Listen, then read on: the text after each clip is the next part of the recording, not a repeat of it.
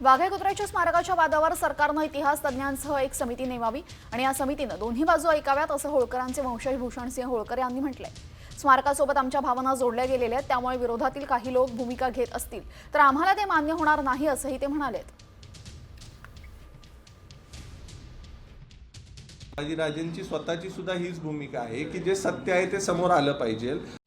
Comscore नुसार आता isakal.com आहे देशातील नंबर 1 ची मराठी न्यूज वेबसाईट। प्रत्येक अपडेटसाठी isakal.com ला नक्की भेट द्या।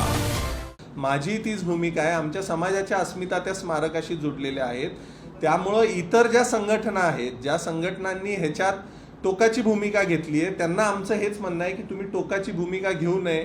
समाजाची भावना दुखावली जाईल किंवा मनाने आतेताई प्रकार जो मागे घडला होता तसा कुठलाही प्रकार रायगडावर घडू नये। सगळ्यांनी सामोपचाराने एक समिती बनवावी आणि त्या समितीच्या माध्यमातून जो काही योग्य निर्णय असेल तो सगळ्यांनी स्वीकारावा, त्याच्यात दोन्ही बाजू ऐकून घ्याव्यात।